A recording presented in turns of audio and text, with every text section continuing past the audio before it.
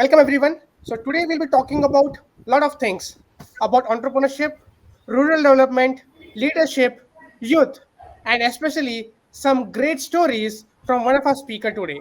So today we have with us Mr. Sandeep Sabharwal ji. Thank you. Thank you, Abhishek. Good evening. So Sandeep ji, in one line, how should we describe Mr. Sandeep Sabharwal? Okay. I will say passion or compassion for rural communities of India and close to 3 decades of working very closely with communities and having experienced a very diverse country like India at the grassroots level because this is the 13th state where I am now working. So I can truly say that uh, from Kashmir to Kanyakumari kind of a experience. I know it's not one line, but then I'm also infamous for not being a one liner, right? That's fantastic, sir. So Sandeep sir, so what are your current responsibilities? I work with Deshpande Foundation now. Currently, Deshpande Startups since last 2 months. Some shuffling has happened. There is a program called Micro Entrepreneurship Development Program. So exactly 3 years ago, I joined here, and I didn't know much about what is micro entrepreneurship all about. So I brought them an idea, which is a usual idea, with which I have kind of shaped up my career on that idea only all the time. I innately believe that it's not milk which is making Amul Amul, or it's not papad which is making Lijjat Lijjat. It's basically the spirit of collective entrepreneurship of those women in Lijjat, shareholder women, or milk farmers of Gujarat, and a good management system, best practices adopted, and the ability to describe markets as per their products and going ahead. So, based on that theme, when I shared this with them, with the Deshpande Foundation authorities, they liked the idea. So, today, after 3 years, there is a Kolhapuri Chappal Artisans Producers Company registered in a village in Belagavi district of Karnataka. It's their own brand called the Kolhapur Co. And the company is called Sant Haralaya Leather Producer Company Limited, where 202 shareholder members are there. Or here in Hubli Dharwad, there are 254 women RE artisans. RE is a form of embroidery. They have their own company called Savlambi Sakhi Producer Company Limited. Their own brand is called Authentic Karnataka. Or very similar to that, in Uttar Kannada district, we are working with a horticulture farmers producer company called Rayat Kalyan Farmers Producer Organization. So the inherent theme in all these three places has been the same, which I believe I kind of advocated that to the best of my abilities with the communities, as well as with the banks like NABARD and others, as well as with the Deshpande Foundation team, and they agreed to it. So as a result, these people, although they are very small players, if you look at a farmer or an artisans or anyone, on their own, independently working, they would never be able to avail professional services. But being in a scale, because they are organized now as an organization, the scale is bringing them professional services. The scale is able to bring them a brand. The scale is most likely going to bring them a very large market equity, which otherwise would not have been possible for them. So I think that's a minimalistic possible role as a rural development professional that engages me full time nowadays since last 3 years. Great to know that we'll be specifically having a segment where we'll be putting role more of a emphasis on rural development. But then even before starting into the session, we would like to know about your journey. You have more than 3 to 5 decades of experience in the industry on various sectors. As you said, pan India, you have worked everywhere, right? So in just 5 to 8 minutes, you could just overview that how did you start your journey at different roles, right? Right from working in Reliance Foundation to owning your own CSR company, right? All those things which you have done, right? So if you could just summarize what all things you have done right from the start of your career. Life has been very, very interesting. Almost granted by for every wish that I made for my professional life. In one liner, I can say that life has been very interesting, and why so? Because I was brought up in Orissa, and Orissa initially it was early, from 70s to 80s, those 20 years, because I'm born in 1970. So, and I left Orissa in 1990. First 2 decades of my life, Orissa was not known for anything good. It was rather infamous for its poverty, you know. But my father used to be praiseworthy for a person or personality of our times, Dr. Varghese Kurian, the chairman of the founder chairman of National Dairy Development Board, or the CEO of GCMF, which is largely known as Amul, the chairman of Amul later on, and so on. So I used to ask him, what is so great about this particular person? So he would say that, because of him, India has become the largest milk producing country in the world. Also, he has made milk either in the form of condensed milk cans or powder or thing available across the country, and milk consumption also for poor people as well as people in the country has grown. So because of this milk being organized as a cooperative, as Amul, people are not forced to leave their villages. They are finding local employment, local livelihoods are available. All these things, it was an impressionistic age of let's say 18, 19 years of age when I figured out that this is what I would like to do in my life. And you are young, you are passionate, and you also feel for communities because you are growing in a township called Rourkela, where a lot of tribal society before the steel plant was there, they were there, but because of steel plant they got displaced. Now the originally displaced communities are not finding enough work. They were not given work there, more or less. It wasn't the case. Maximum places where you will not find them there. Original communities have vanished. So I used to be concerned about that. Industrialization is necessary for the country, but at the same time, at what cost? What will happen to these communities? Will it not be fair to be organizing them as a cooperative, giving them some livelihood skills, if they can also become cooperative societies of milk kind or of any kind? So with that impressionistic mind, I entered my post-graduation in rural development. Although I had qualified for MBA HR, but in the last minute, with the same institution, Xavier Institute of Social Service, Ranchi, used to run post-graduation in rural development also. So I asked the director, he was a person from Belgium and had dedicated his life for the tribal development in Jharkhand. I asked him, Father, can I shift my course from HR to rural development? I find that very fascinating. So he only asked me one question.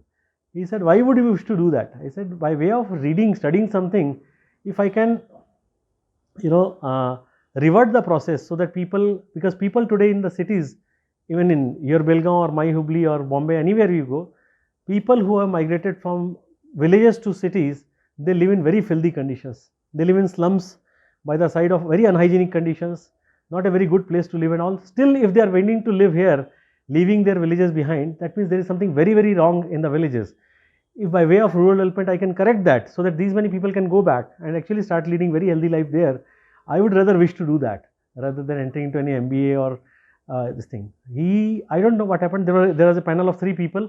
So he immediately stood up. His name was Father Franken, and he's no more. God bless him. He immediately shook my hands. He didn't even look at the other 2 panelists. He said, if I have a veto, which I have, you are given a seat in this course. I felt very thrilled. I felt very excited. And believe me, Abhishek, these 2 years studying there in Xavier Institute of Social Service, Ranchi, when they took us for rural camps or environmental camps or a lot of community development work, apart from our studies and all, they changed the course of my life. They changed the course of my thinking. Because India largely, still, even now also, even after 30 years of my career, I would say still largely is a rural country. We are still largely made up of villages and rural communities, agricultural communities. So those 2 years changed the course of my life and my living and my thinking, style of thinking, everything. I became so confident, I started telling my batchmates that, look, we should not be seeking jobs. We should open our own NGOs or VOs. NGO was not the word that time. It was called voluntary organizations. So I said, I'll rather open my own VO and we will be job providers rather than job seekers. That was the first dream. So as a result, first 2 years, okay, my father was to retire in the year 93. I was 21 and a half in the year 92 when I got my first job as a young professional with Ministry of Rural Development. So they would be, after 3 months of training and orientation, they would post us with Zilla Panchayats of various districts. So I requested them of a Hindi speaking area, a tribal district. They wanted to send me back to Orissa. I said, no, let me experience some new state now. Orissa and Jharkhand I have seen enough now. Can I get into Madhya Pradesh or some place? So they posted me with District Rural Development Agency of Raipur, the present day capital of Chhattisgarh. So, and I was given, they used to fund a lot of projects in many other districts also. So as a result, I ended up doing a lot of monitoring services for them in district Bastar, which was very infamous for Naxal activities. So my first day when I went to Bastar, it was 6th of December 1992. The same day Babri Masjid was getting demolished somewhere in Ayodhya. I was unaware of all those things. I was just traveling to this very largely, very dense forest area. One road goes inside, and I still remember that day itself, two police jeeps were blown out by, and had incidentally those jeeps had crossed us when we were having our lunch, and after 20-30 minutes when we actually started sitting in our bus and started driving towards that area, we saw those two jeeps were burning somewhere. So I said, what happened? They said, no, this is very common here. Police jeeps are blown away. So first impression, you are hardly 21 and a half, 22 years of age, and you get to see these things. The first feeling that I got in my heart was that I want to do something so that these youngsters in this district shall get some positive, something concrete in their hand, and should not get into this violent kind of pursuits. Naxalism is not a good idea of life, and can we do something? So my own answer came to be, yes, we can do something at least. So that formed up my idea. So within those 2 years, we formed our first NGO called Vikas Mitra, and along with 2-3 more batchmates of mine. And two of us went to live in a village in Bastar. And what you were mentioning in the initial conversation, my own this thing, it was an NGO basically. It's not my own. We were 5-6 people who collectively made it. And between 1994, 93, 94 till 2000, 2001, April, exactly in the month of April, these were 6 very beautiful years of my life where we experimented a lot. We organized rural women. It was a matriarchal society. We organized rural women, and a lot of things took place that time. Very first 2 years there was no money, no grant coming from the government of India, nothing, and very full of struggle. But then we didn't give up. So slowly people started recognizing that there are highly qualified, educated people who are living in these tribal villages, and they have started their NGO. So slowly Tata Trust also came to picture, Department of Science and Technology came to picture, a lot of departments started coming in, Trifed came to picture. We started getting a lot of grants, organized a lot of watershed projects with them. We had our own women's self-help groups, were organized as a company called Vikas Mitra Rural Support Services, VMRSS. They had a brand called Wilds. It so happened that between 1997 to 2000, we got so much of Trifed. Trifed is Tribal Marketing Federation. So we got so much of marketing support that all the minor forestry produced on that district, even today also people, it's a government recognized, very well run program across the country today. So we had started it from some 13-14 villages. So local government, local Zilla Panchayat CEO named it as Vandhan Mission. So between 97 to 2000, we sold via Trifed, we must have sold about 15 crores worth of minor forestry produce, honey, brooms, a lot of medicinal forming drugs, forming herbal plants, plant portions, and a lot of things were there, and bark and avla, harra, baheda, a lot of minor forestry produce and all. What went wrong was that we were very much settled. I had built my house, I shifted my parents there, and we were a large group of 10 professionals and 28 field workers, very large group people within 5 years, first 5 years of our being there. In the year 1998, a lot of panchayat elections were taking place. So we asked our tribal women leaders, why don't you participate in this thing? Because you are all honest people. At least you are being in panchayat, you will be able to do justice to this whole grant which panchayats receive and all. So whether there were women's reservations or not, they swapped the whole thing and they all won. So we were very young, and again very vociferous about lot of development concerns in the country. So we started making public meetings saying that, and Bastar was a place where 10 to 15% voting only will happen, because Naxalites, if they learn that you have voted, they will first cut your finger. Second time, if they learn that you have voted from this finger, they will cut from your wrist. So a lot of people would not vote. So as a result, only scoundrels, sorry to use the word, but then rogues and scoundrels will be found in the local politics, come whichever party they might be. I am very averse to that, because I never voted for the first 20 years of my life, because I was not satisfied with the kind of people who were brought in front of me. I used to even openly say also that, one side it's a dangerous wolf and the other side it's a mad dog. Whom are you going to vote for? If there was a third option that we don't want either, they must change their, India must, in politics, they must be, we must be given the right to say that we don't want either of these people. Bring some new credible candidates and we'll vote for them probably. I think that's still missing. We need to have that system also in place. So our women won, and we started telling everyone that look, in next 5 years, probably we will raise them, enough capacities will be built, they will be standing as independent MLA MPs here, and we will make sure that they'll win. I think the local political equations got churned up because of these open sayings of ours and all. So as a result, one of my colleagues in the year 2000, in the month of August, got murdered in our own. There was a poultry training campus. So that night, some people came, they murdered him. That never got solved. We never pursued the case because I lost my heart in the whole process. I was the founder, executive director, so I said, no, I don't wish to pursue this as a career. I left it to my friends. Then the second friend said he will also not like to pursue. Slowly, everyone started resigning. So we got the whole audit done and everything, and we kind of literally closed the central chapter, and we came out. All of us came out. So almost 9 months of joblessness while living in the same village. My parents, retired parents, very elderly parents, very worried parents, because they didn't know what is their son doing to his life.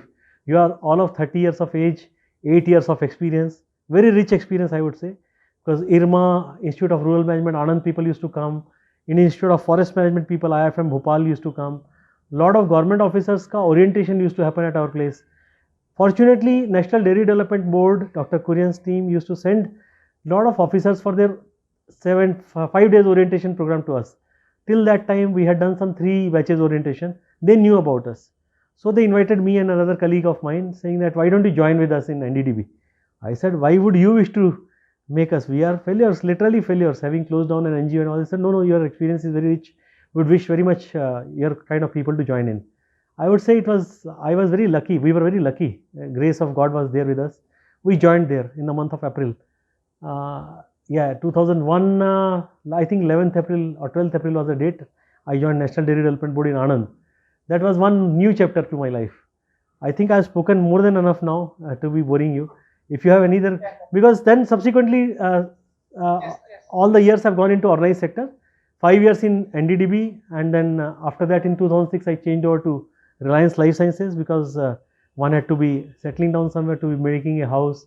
In between we were married, had a son, and son is grown up now. And then in 2010 we were made an offer by Mukesh by himself, the chairman of Reliance Industries himself, that look, we are forming Reliance Foundation and we like your kind of a job with the farmers, and why don't you people, we were 4 or 5 of us, we were invited, why don't you lead Reliance Foundation and make whatever you do.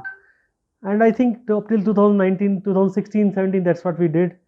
And afterwards they wanted some changes, and we did not understand what kinds of changes were possible. So I think we all felt that it was better that we part ways now, and that's how in 2019 it came out. And But coming here, sir, because people would be very much interested in knowing that you have worked with Reliance Foundation, right? If you could say, how was it working with, let us say, Mukesh Ambani? I don't know whether one is allowed to have such incidences narrated in public domain, but I would still like to share some. It was fantastic, first of all, because we joined there in 2006, and I remember our first meeting was on 22nd June. I overall in my 13 years of career there, I must have met the big man in meetings, several meetings, almost 10 times. Also incidentally had an occasion of traveling with him in his private jet. So I still hold those 2 boarding passes, whether they are fading or whatever, just to show to my children that look, your father is not entirely a worthless person. There have been good times also where some things have happened. I think he's a very big thinker. First of all, whatever I understood, whatever little I could understand, because he is a big time. He thinks scale. They say very openly that we do everything for the common man of the country. So we believe that the power is in making things available to people, and people will create businesses for you. We genuinely believe in serving the masses, not really serving some elite society or something. Not only that, elite of course will be there. We are not denying the fact that they are also a large portion of the market. But then हम आम आदमी के लिए सब काम करते हैं और वही हमारे लिए market बनाते हैं. It was fascinating. All 13 years I would say it was fascinating. We were allowed a free hand to do a lot of experimentation, and as a result, our first flagship program of Reliance Foundation is called Beej, Bharat India Jodo. Later, during 2013, catastrophic floods of Uttarakhand, I led a team on 22nd June. We were there on the roads of Kedarnath ji.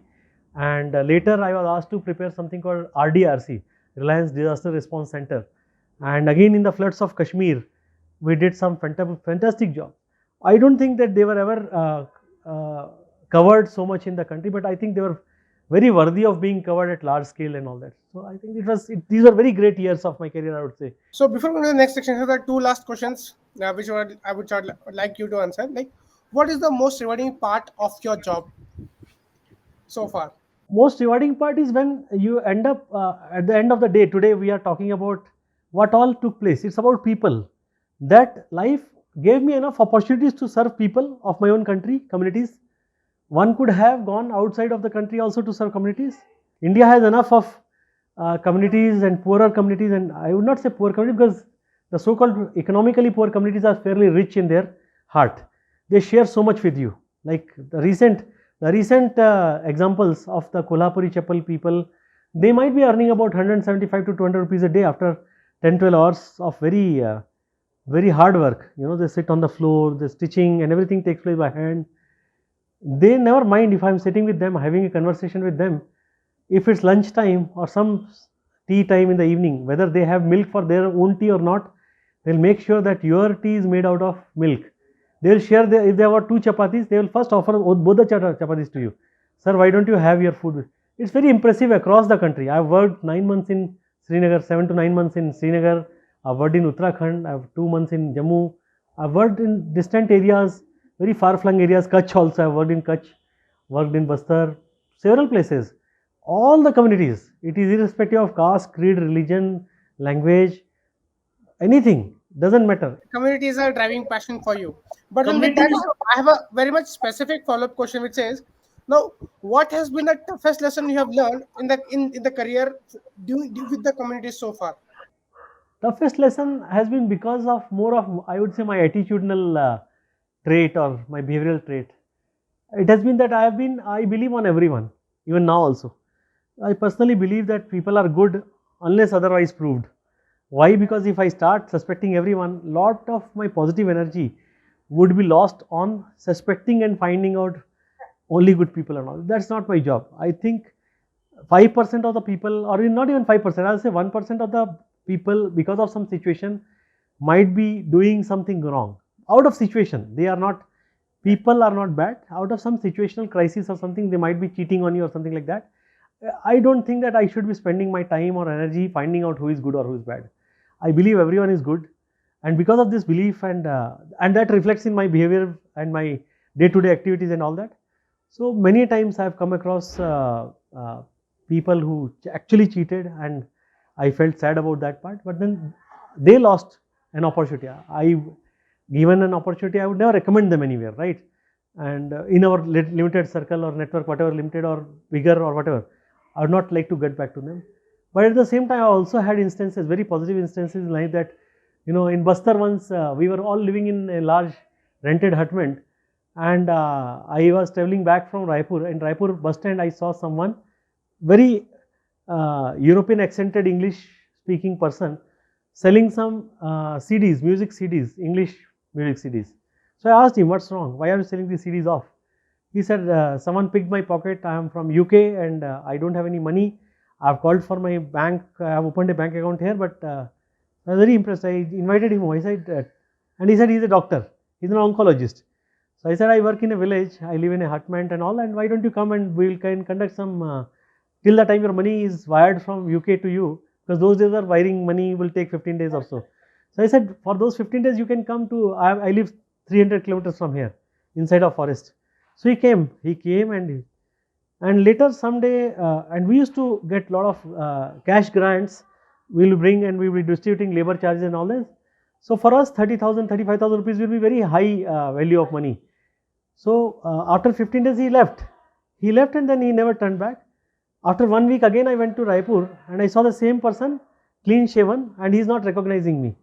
I felt very odd about the behavior part of it. And later I learned that he was an international criminal, and there were notices against him in the Indian government, and there was a red alert for him, and he was absconding. And he had apparently murdered his wife and kids for some property in South Africa. The notice was from Interpol. And we had some friends in police, and they only showed, these kind of people are also nowadays found in Chhattisgarh karke.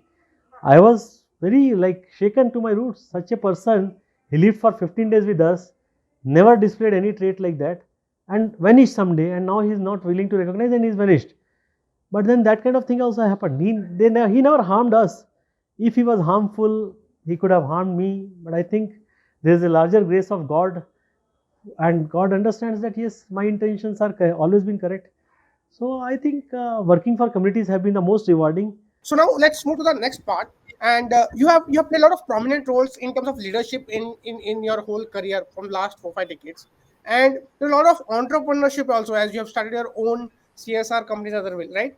But there is one simple thing which I would like to ask, that how would you define entrepreneurship and why do you think it is important? Okay, and you want me to answer quickly? Good. So I think that's what makes you entrepreneur. Entrepreneurial is basically optimized uh, efforts, optimized results in single line. Once a person starts understanding that these are the available resources, this is the timeline, this is what I have to make out of it. So the best out of waste, or the best out of that limitation, and economically, and in terms of a business terminology, will say that input for, and 2x 3x outputs kind of thing. That's the trait, or that's the quality of an entrepreneur. That's how I like to define it, and that quality is there across the country. It's not about poor people, educated people, uneducated people. No, I think there is more entrepreneurship in uneducated people in this country. They might be, I would rather say they are illiterate but not uneducated. They do have an education which may not be allowing them to do scripting of their ideas, all that, but that's an education with which they are able to run their businesses. And there are lakhs of such people that I have come across in this life in last 3 decades, who are educated. They might be illiterate, they might not be able to read and write. Doesn't mean that they don't have education. They do have values, they do have education. They make more entrepreneurial sense of situations than many of people like me. Particularly, anyway, I'm not a good entrepreneur, I would say, but then many of us would be, would be nowhere in front of such people. Yeah. Yeah. So when it comes, the second part of the entrepreneurship is one of the important key ingredients is the team building process, right? You Right. have led team right from 70 people to 1500 people during your lifetime, right? So now, so what is that specific thing you need to build that team, right? So how do you do that? Say, I would rather say, you. The first thing that I told you, that I have faith on people, on everyone. I have my belief that people are good unless otherwise proved. So I think that faith has helped me throughout my life. Whether the team successfully delivered something some places, if I recall from my career, there is a team which works in Pramukh Swami Medical College of Karamsad village. Karamsad village is very close to Anand, where Amul's headquarters are there. So Karamsad village is Sardar Patel's village. There is a large scale medical college. In the year 2003, I worked there 1 year, a very innovative program it's called Kripa Arogya Trust. It's a cashless treatment medical program for the poor people. For the first time, that's how it happened, and it found mention at many places, to the likes of Dr. Devi Shetty and many other people. So the original team which I had formed there had some 11 12 people, and they still have 7 of those people working there. So what would you say? They are a good team, and they are dedicated to that theme also, and they like that job so much that, and the medical college also like their job so much, their delivery so much, that they are still continuing. I would say one of the best teams that I have come across. And also smaller tier teams. Suppose you are in disaster response situations, like Uttarakhand or Kashmir for that matter. And Kashmir was very tough because it was all very, very political, very sensitive. You cannot be very open about several opinions about yours, about the situation all. Yet you have to perform and you have to have. So I collected local youth, trained them, and made teams of them also, which delivered very well. We assisted almost close to 13,000 families with food and shelters and a lot of things, medical camps. Very tough situations were also there. There was I cannot say what, a lot of things happened. So I think you have to have faith that this is a team that I have been given with, and this is what is going to deliver. Come what may, we will be together. Tough situation is tough or easy, you have to be with them, you have to stand. be responsible. So till the time you are responsible for your team, I think God Almighty sends you some solutions.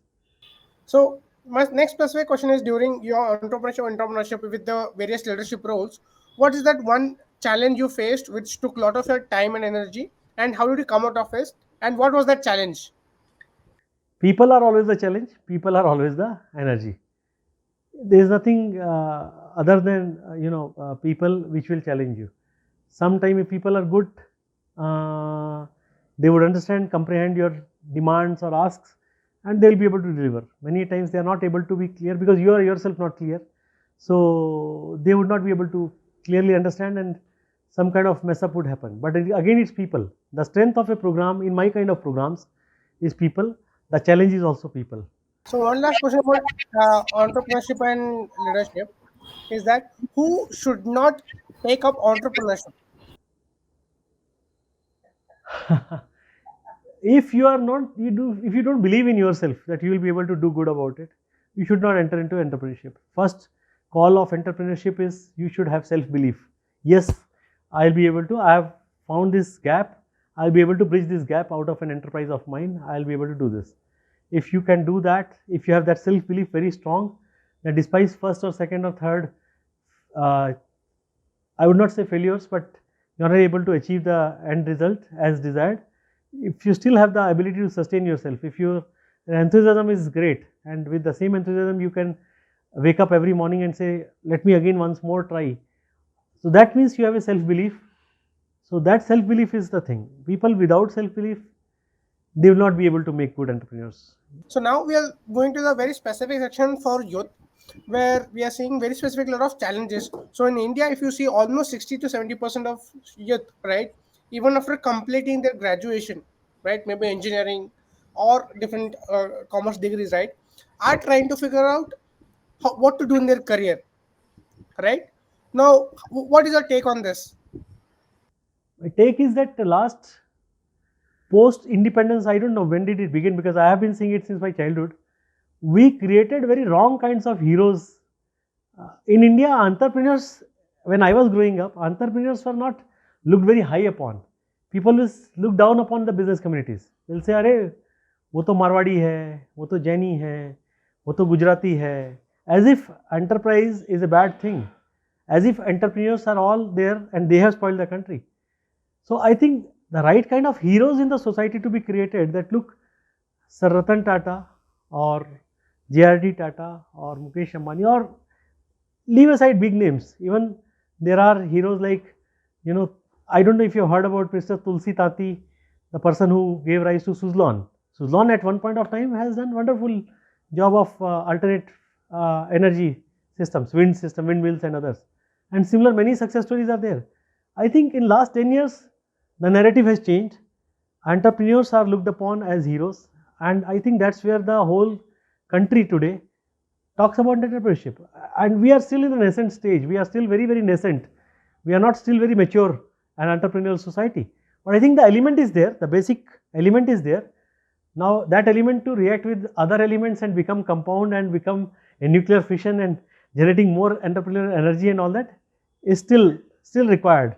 So more entrepreneur heroes need to be established in the society. I think we need more heroes like, I will say, Vineet Rai comes immediately to my mind, the person who founded Avishkar, or for that matter, the person who founded Wilgrow, or the person, there are several of them. I can say one of our seniors from IRMA, first batch pass out, Mr. Vivekanandan, he formed, he runs something called SIFS, South Indian Fish Farmers Cooperative Federation. So I think these are some of the people that immediately, Mr. Vijay Mahajan, lot of people, I would say. Coming up to the very specific question, sir. So when we talk about careers, right? So in our early stage, you could connect to the community, and that is how you ended up in a lot of CSR opportunities, right? How much is exploration important in in building our careers, right? Exploration, the role of careers in building our career, and how students today should leverage that. Uh, Thanks. It's a beautiful question, and the answer is inherent. First of all, the question is implying that exploration is important. How much will depend on the problem that you are trying to solve. Okay, but I think good amount of your energies, if you can explore in understanding from people who have not succeeded, who have failed on the same pursuit, would be one part of it. Then you should be carefully choosing your partners if you are wanting to get into a partnership business, to see who are all people who are enthusiastically, even in the midnight also, willing to burn their midnight oil in solving that problem with you. Like I remember you, Vikas, and Akash. These are all people. We were all together 3 years ago, and we were willing to burn midnight oil also into solving something. Even if it is a hypothetical problem and our heart has come into it, we will do that. Right. Now that kind of a partnership is very important, irrespective of what age we are. Like you are my son's age, but I would still be very happy to be a partner with you, because I know the energy that you will bring on the table would allow you first to learn immediately what I am doing, and then the rest of the energy you will be very happy to be helping me solve that problem as an enterprise. Now those are the things which happen, they are cosmic. They are cosmic. They happen on their own. You don't have to put too much of your brains into it. It just happens. You meet people of your own frequencies, and they will resonate your thoughts from different sectors, and that's how it happens. Correct. So one of the simple question which I have is a lot of students today who are not just thinking about engineering, medical, or banking jobs, but a lot of them want to come into CSR and community building stuffs, right? But Right. then there's a lot of perception says that community building is all about Samaj Seva and you don't get paid for it, right? Correct. So, so what are different ways that a person can can contribute to the society and still make a career out of that? Okay, I think the answer was given by Professor Muhammad Yunus about 25 years ago in the form of social entrepreneurship. So Bangladesh led the movement, and in today India also you are seeing a lot of social enterprises happening. So there are people like Lalten, or people like again I'll come to this to my generation people, Avishkar, Vilguro kind of people were there, and they brought about different change of mindset. That, and today I don't think it's anywhere people look upon it as a Samaj Seva. Yes, Samaj Seva is part of it, but apart from Samaj Seva, I am also able to make my own profits. So as a result, in Kolhapuri Chappals, there are people like Korakari, Dr. Dilip More working with us, or Hitesh Kinjade, Desi Hangover. So many of them, social enterprise entrepreneurs. It does mean that even in CSR activities and all those things, you can make a profitable business out of it. Yeah, they do. Today's India is a big India. Correct. In today's India, you have several examples, hundreds, I would say. Hundreds of examples are there, several thousands further needed. So I think enough number of enterprises are needed, and there is a big enough market to sustain everyone. Any message you would like to give to the youth, sir? Believe in yourself, in your dreams. Everyone must have something positive about oneself, one's family, about the society, about the country. I was brought up in a family where country first was the thing, because both my parents came from Pakistan side in 1947. They both migrated. So even my wife's parents also came from that side, from East Bangladesh. So both the families put together, both me and my wife were brought up in environment where country first was the value to live by. So I would say have a dream for yourself, for your family, for your society, for a good society, healthy society, for your country also. I know we come from a country where we say Vasudev Kutumbakam, but again within Vasudev Kutumbakam, my immediate neighbors have to be healthy and fit, eating nutritious food, studying, educating themselves for contributing back to the world. So let's begin where we are. Little bit of beginning from wherever we are can probably make us a good neighboring country to many of our, to almost all the countries in the world. I think that's what we should do. So, any well, my last question to you is: any small snippet story which played an important role in your life, which all as a youth we should know. See, when this incident in Bastar happened, I was devastated emotionally. I started smoking, drinking, not able to sleep. I'll wake up in the middle of the night, start crying, remembering that friend of mine and all that.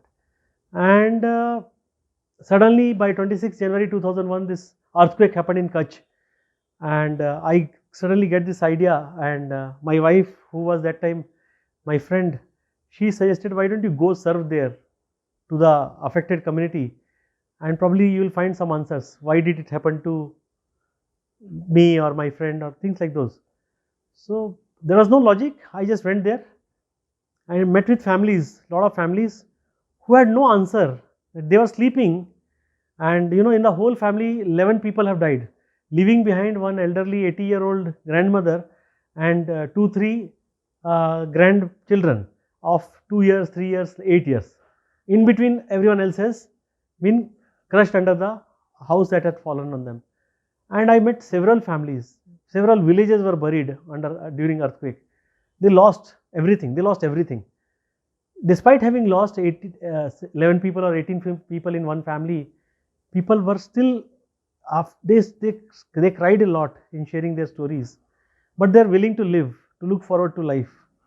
So that is what made me very strong. That look, only one teammate of mine it happened because of some political friction or something. It happened something, but I am devastated. I am feeling very bad and let down and everything, and I am letting myself go out of my life.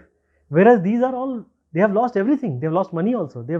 There's no one young person to support them in their life. There are so many elderly people, and I can tell you, whatever the government data may say, there must have been more than 70,000-80,000 or 1 lakh people must have died. Meeting them in the first few months, first few weeks, talking to them, serving them, feeding them, I got my life back in a way. I would say that was a turnaround time of my life, turnaround time from Kutch. So a lot of stories. Yeah, I think someday after retirement, I don't know, but I'll like to jot them down for. I think meeting with people are a big support. Indian communities are a big support to everyone. Despite not having anything in their pockets, their hearts are very large. They help you out. Yeah, great, sir. I think that was a fantastic last 1 hour we spent with each other, and think a lot of insights you gave would be very much useful to all of us.